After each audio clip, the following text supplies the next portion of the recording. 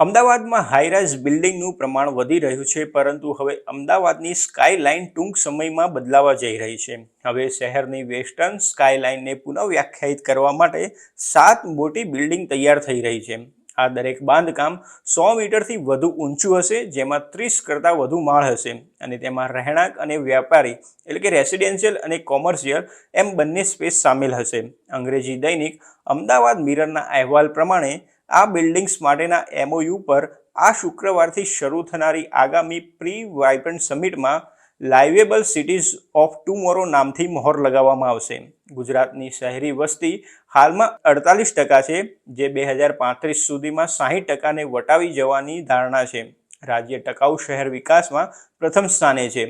શહેરી વિકાસ સચિવ અશ્વિની કુમારે વ્યૂહાત્મક આયોજન, કાર્યક્ષમ વેસ્ટ મેનેજમેન્ટ અને ગ્રીન સ્પેસના વિસ્તરણ માટે રાજ્યની પ્રતિબદ્ધતા પર પ્રકાશ પાડ્યો હતો. આ સમિટ માત્ર સ્થાનિક બાબત નહીં હોય, પરંતુ NIUA, C14, કેડાઈ, CEPT, UNICEF India, world bank અને સિટી બ્લોક જેવી આંતરરાષ્ટ્રીય સંસ્થાઓ અને નિષ્ણાતોની સહભાગિતા જોવા મળશે. તે ઝડપી શહેરીકરણના વૈશ્વિક વલણનો પ્રતિભાવ છે, જેમાં શહેરો કલ્ચર, ઇકોનોમી અને ક્લાઇમેટ ચેન્જની અસરો તથા સામાજિક અસમાનતાઓ જેવા પડકારોનું કેન્દ્ર બની રહ્યા છે. તેઓ વૈશ્વિક GDPમાં પણ નોંધપાત્ર યોગદાન આપે છે.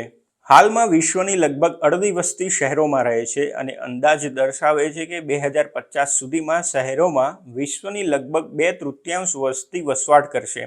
શહેરના વહીવટકર્તાઓ અને સંશોધકો માટે એક કન્વર્જિંગ પોઈન્ટ બનાવવાના લક્ષ્યાંક સાથે સમિટમાં શહેરની જીવંતતા અને વાઇબ્રન્સીમાં વધારો કરવા પર ચર્ચાઓ શરૂ કરવામાં આવી છે. આ ખૂબ જ અપેક્ષિત વાઇબ્રન્ટ ગુજરાત સમિટ 2024ની પ્રસ્તાવના તરીકે પણ કામ કરશે. વાઇબ્રન્ટ ગુજરાત ગ્લોબલ સમિટ 2024 એ વાઇબ્રન્ટ ગુજરાતની 10મી એડિશન છે. આ સમિટના એક મહિના પહેલા રાજ્ય સરકારે બુધવારે 1 લાખ કરોડ રૂપિયાના 23 MOU પર હસ્તાક્ષર કર્યા હતા. આ MOUમાં ports, engineering, auto industry, industrial park, textile અને apparel, textile, food processing industry અને એજ્યુકેશનને આવરી લેવામાં આવ્યા છે.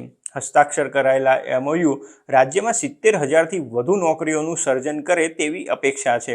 નોંધનીય છે કે રાજ્ય સરકારે પ્રી વાઇબ્રન્ટ સમિટ શરૂ કરી છે, જેમાં સંબંધિત ક્ષેત્રોમાં MOU પર હસ્તાક્ષર કરવામાં આવ્યા છે.